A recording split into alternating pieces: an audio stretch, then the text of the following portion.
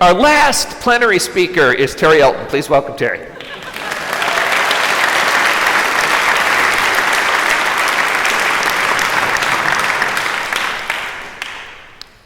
So what does it mean to look at confirmation, the whole and the parts?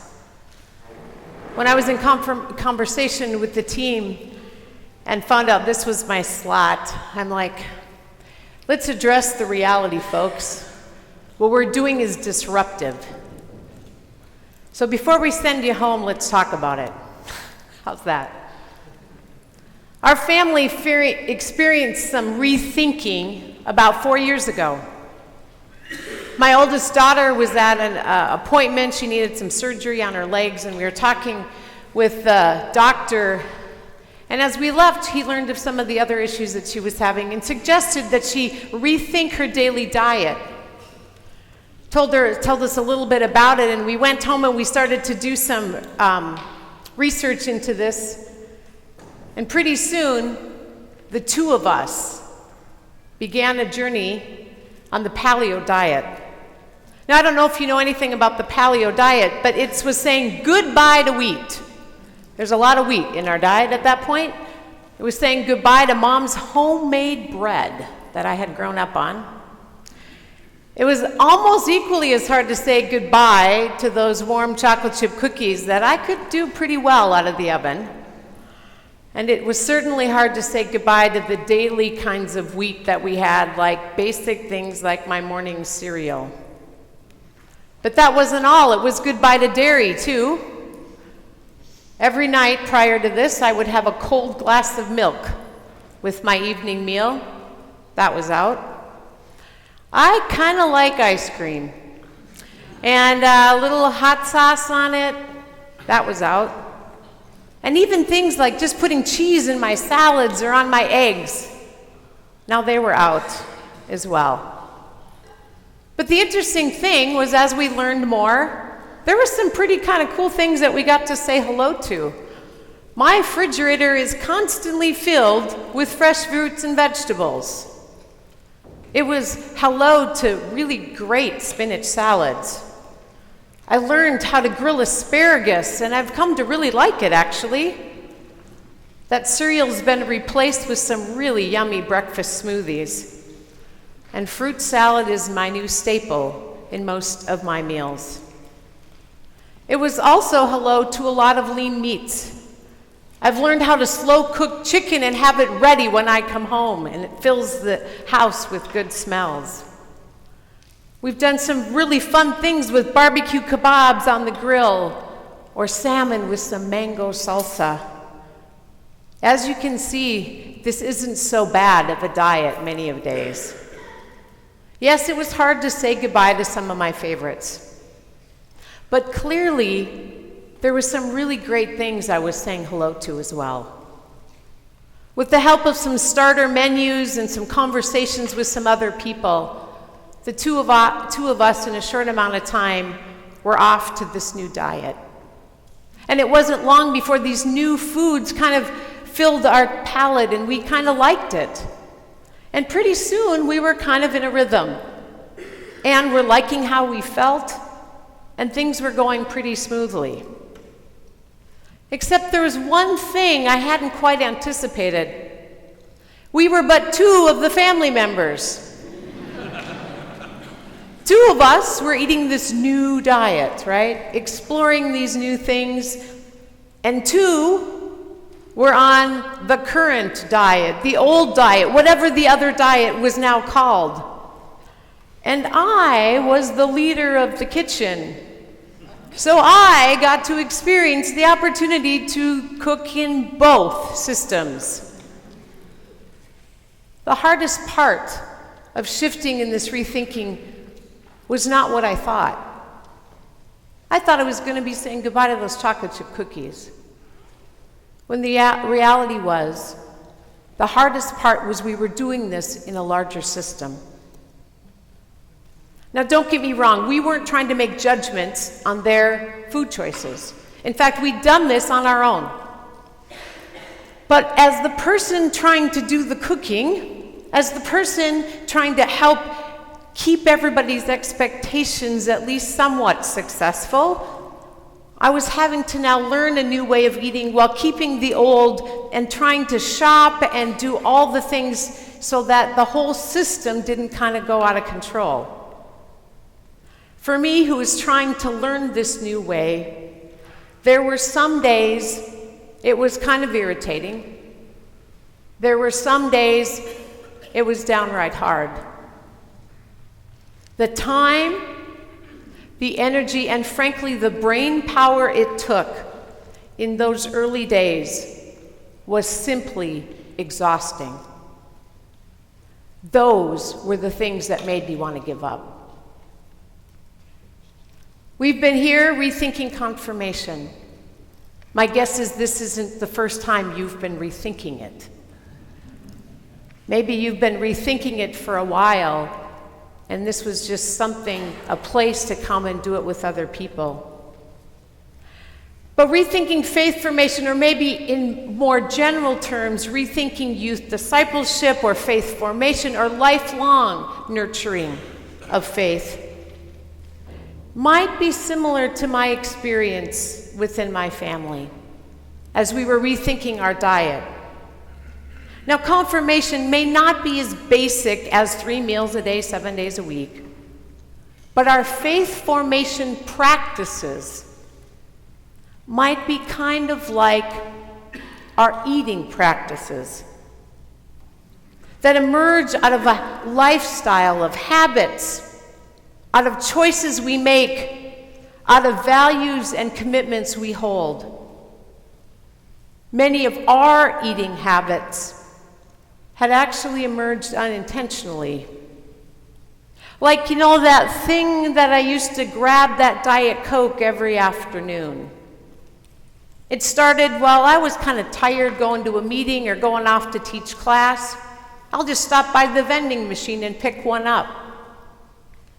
One day turns into 2 days, turns into a week, and pretty soon it's a habit. Now, maybe it's not Diet Coke, maybe it's something else, but it's so easy to let little things start creeping in, and suddenly they have a bigger place. Our habits are often the result of some kind of commitment, something we value. Like, for example, many of us have valued having our kids at extracurricular activities. But somehow, over time, running them from here to there or having multiple kids, dinner gets to be on the run, right? Rather than a good, healthy meal at home. The value of eating and extracurriculars are both there, but it tips sometimes. One takes a back seat to the other. Maybe it's just this time, but pretty soon, one healthy meal just kind of falls off the table. Let's not even go to families, let's go to us adults.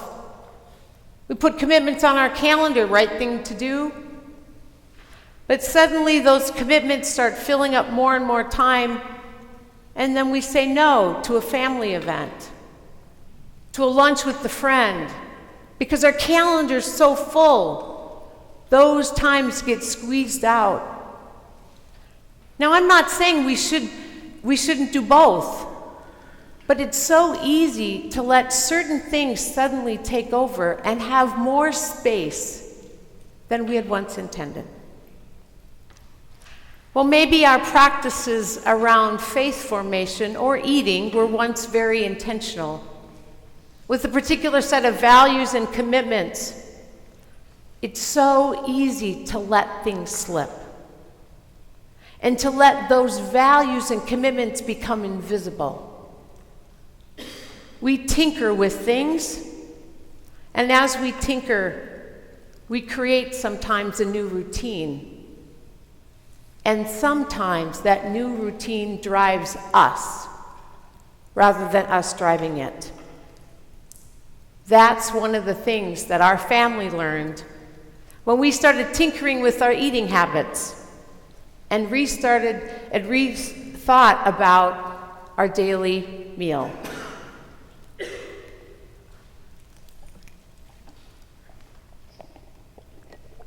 One of the things we learned about our values and habits was that we had come to value quick and easy. As a person that, with both of us parents working and 2 small children, and as the leader of the household in the kitchen department, for me, I was coming to rely on having things in the cupboard, things in the freezer, that when I could walk in the house, from that time to the table with meal could be 15 to 20 minutes. And then we could sit, have our meal, and be off on our way. Over time, we migrated from fresh meat to frozen, from fresh vegetables to canned. Over time, we gave less thought and more into function. Frankly, I didn't like grocery shopping either. So I didn't mind going every 2 weeks, every 3 weeks. Hey, a month would be great. Go pick up milk, but So quick and easy went from being on the sideline to being in the center. Now our family also had a pattern. For breakfast, food was around the house, you were on your own. Find something, right? At lunch, we were all scattered. Eat at school, eat with your workmates, eat in the cafeteria, and then we'd come home and Mom made dinner. That was a pretty stable pattern, had some flexibility in it. It was a good pattern. We valued having time together, and most nights we had at least some time that we were together as a family before or after we ran to this and the other thing.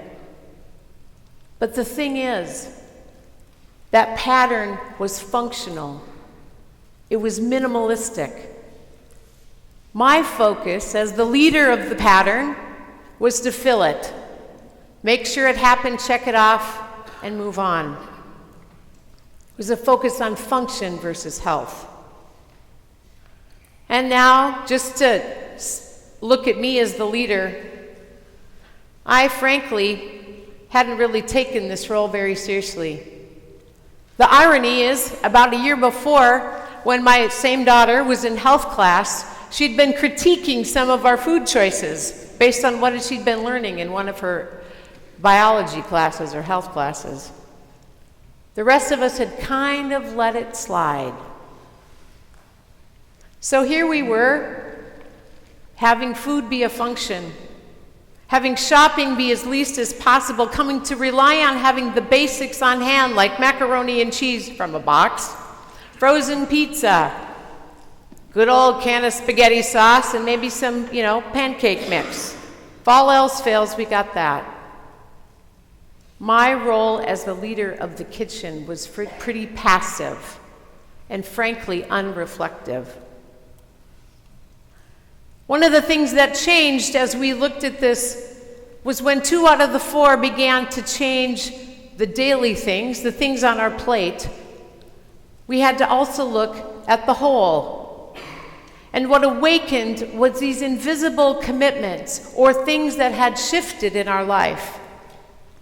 And they made us all then rethink what was on our plate and how it contributed to the overall whole. Friends, this is at the heart of what the confirmation study that we've been doing is about. It's about looking what's on our plates and how it contributes to the whole. How what's on our plates contributes to the health of what we have called discipleship.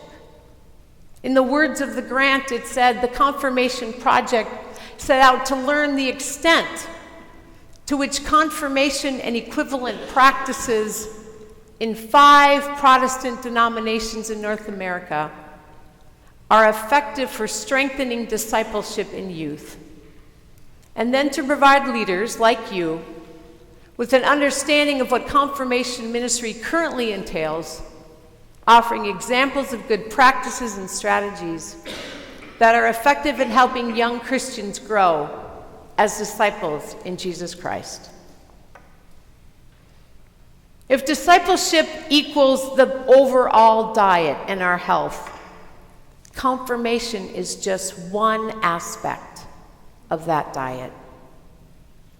And like Jordan and I, many of the congregations that we studied in the qualitative side of this research had been or were in the midst of rethinking confirmation and how it relates to the whole or discipleship. These congregations acknowledged and or discovered there was a need for rethinking. This was not a little blip. This was a larger conversation that indeed looked at the practices and the whole. And they were open to changing their eating habits. Practices that once had been done out of habit were now being reflected upon. You know those pastor-led classes? Is that the best format for strengthening youth discipleship? You know those mentor relationships we do? Are these actually cultivating the kind of connections about faith and life that we want? Taking worship notes. Is that really the right requirement for enhancing youth engagement in worship? And those service requirements. Are students actually connecting the practice of service with living a life of faith in the world? And as they reflected on those practices with an eye to short-term and long-term goals, they started asking the bigger question. Yes, it's good to have pastors involved, but maybe there's another way. Are they the best set up as the experts or primary teachers? Yes, fostering relationships between youth and adults is critical, but what's the best way of fostering these faith conversations that will continue over years, like Terri talked about?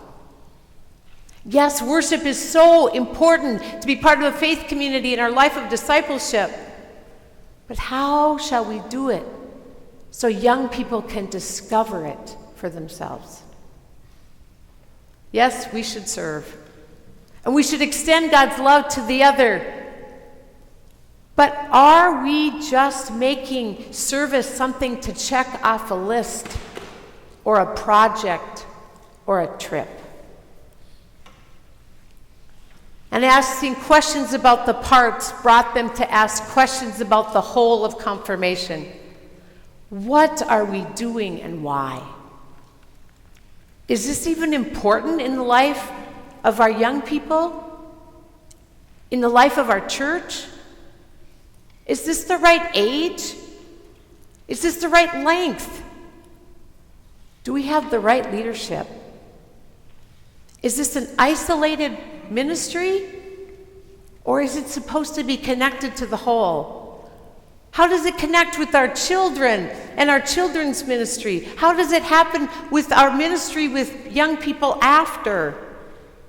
What do we do with parents?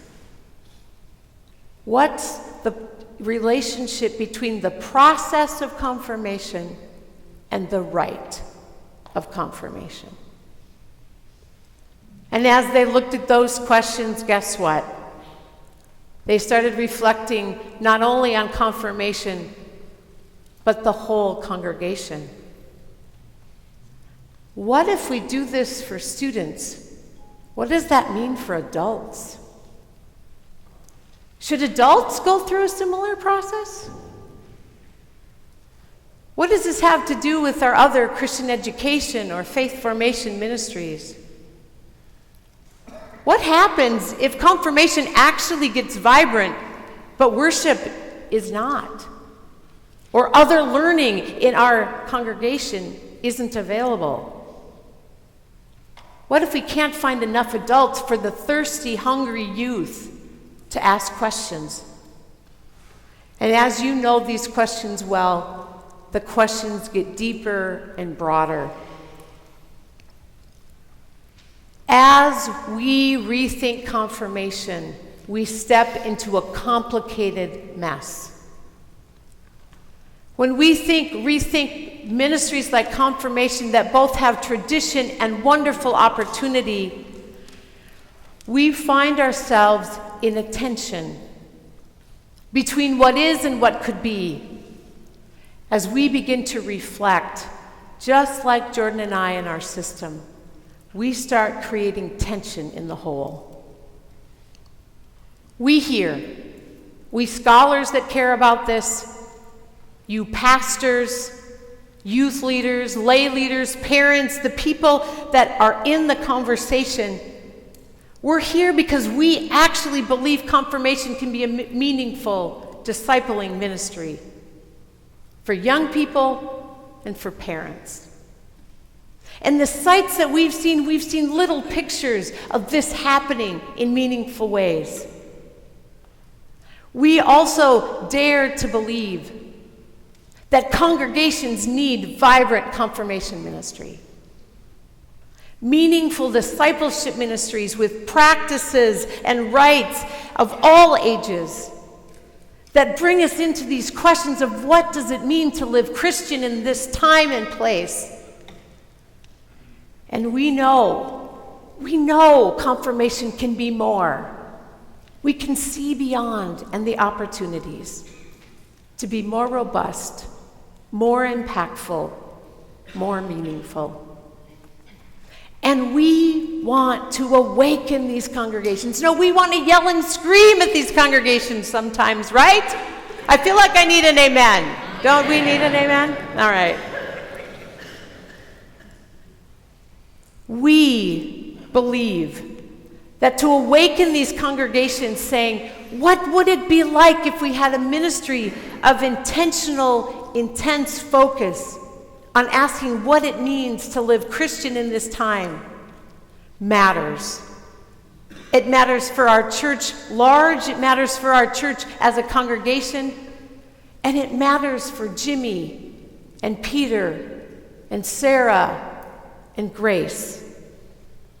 At the end of the day, this is not about statistics.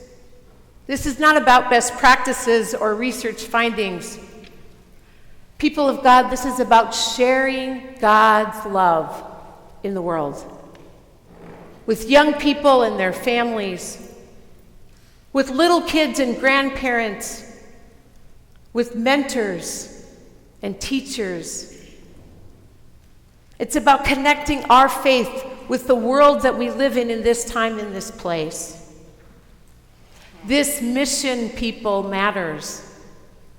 The question is, how can we, the leaders of this church, faithfully and thoughtfully rethink confirmation and the impact it can have on youth discipleship, knowing that when we do this, it will disrupt the whole?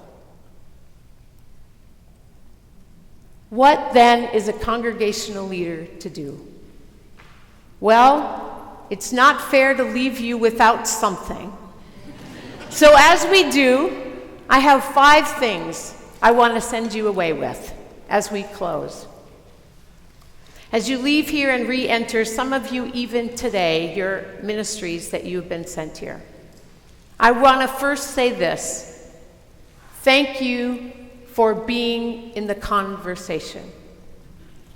Thank you for showing up, for asking us and each other hard questions, for pressing this issue, for being deeper and reflective around what is it we're doing and why, and for helping us see what would it be to be a catalyst in the church in these conversations.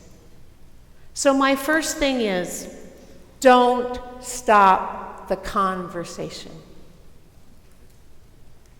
Don't stop asking these questions. But obviously there's more than being in a conversation. So second, I want you to remember you are entering a system. You cannot rethink confirmation without acknowledging the systems of which it exists. And your rethinking will create tension. Period. And that has nothing to do with you. I'll say it again. That has nothing to do with you. You will disrupt their patterns. You will expose their values of which they may or may not like. You will challenge, directly or indirectly, the practices that are happening in these systems. And you will force others to rethink as well. Now, that's okay. But I want you to know, just like I had not even had it on my radar, that as we rethought our eating habits, the hardest part would not be our eating, it would be dealing with the larger system. So I want you to be aware as you enter, that is going to be something you need to be aware of. People don't want to change. They may agree with your ideas, they may at their head be with you, but when you're asking them to change their practices, you are messing with values and commitments and habits that they have.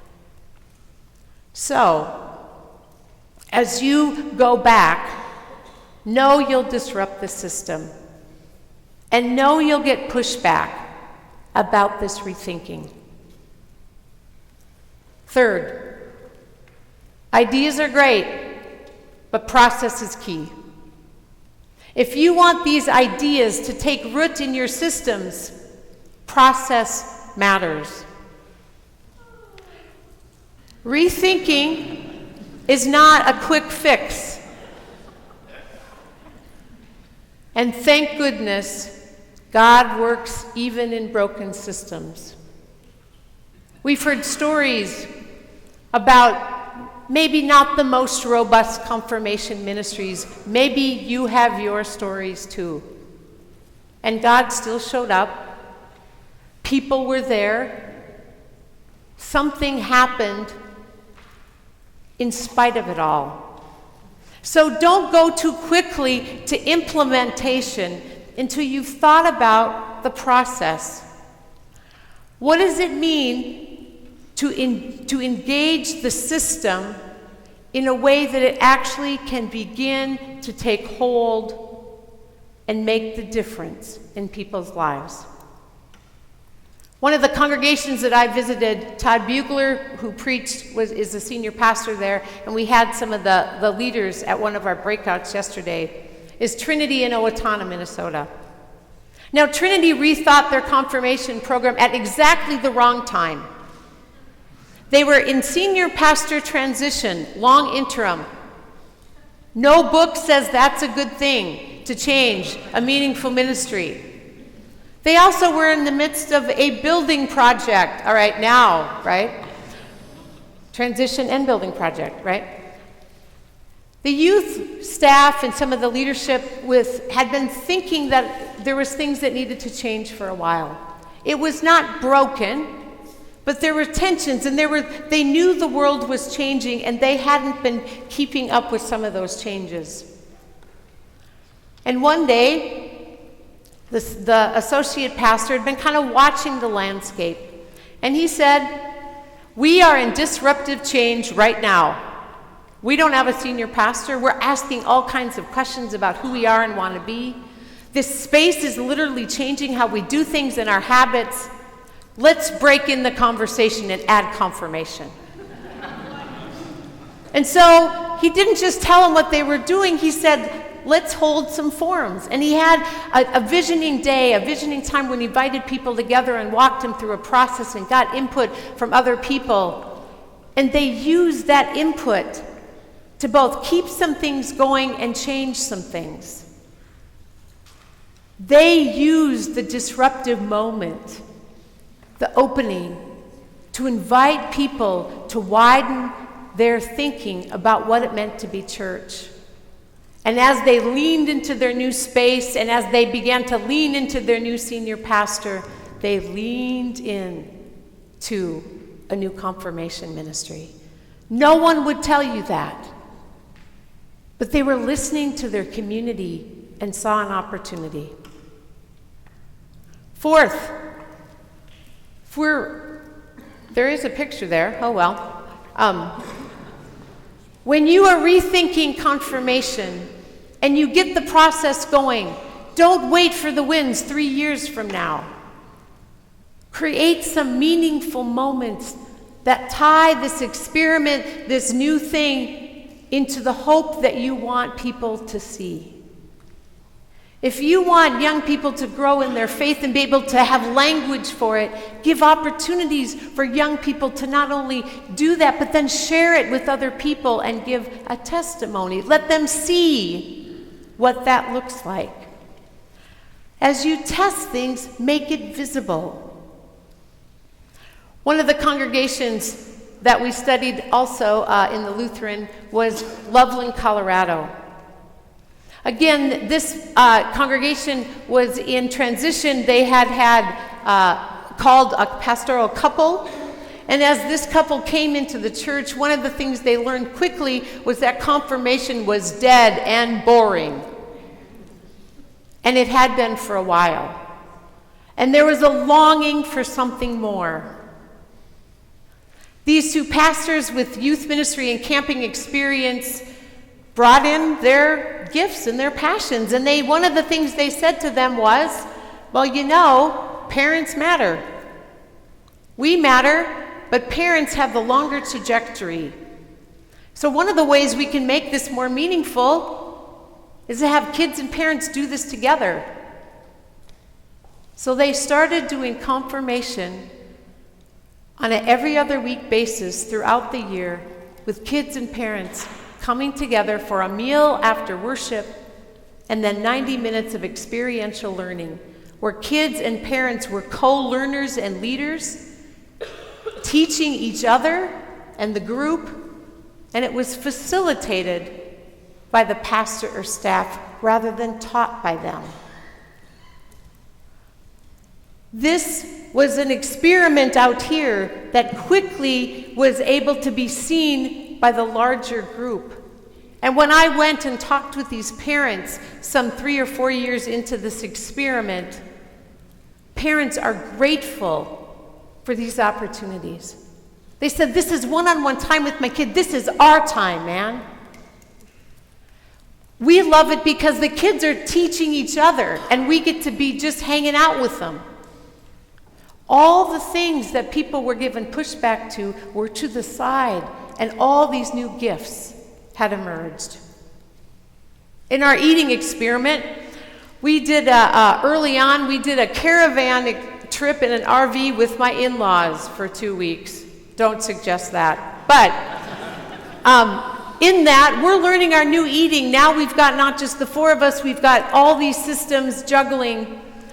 And as we're making our meals day in and day out, my brother-in-law sees what we've been eating and says, you know, those meals look pretty good. That diet doesn't seem all that bad. I said, it isn't actually. It's just how we've had to rethink it. What if we got to see the joy on the other side? Small wins matter. Finally, the last thing, eventually you need to expand these experiments and connect them to the whole, to other areas of the community, to other areas of discipleship, and to children and youth ministry, if that isn't already there. Back to Trinity, one of the areas that they experimented with is it used to be on Sunday morning, all the confirmation kids were together in one part of the building. And one of the things that they heard from families was A, we want more flexibility, and B, we want more of a variety of topics than you've typically given us.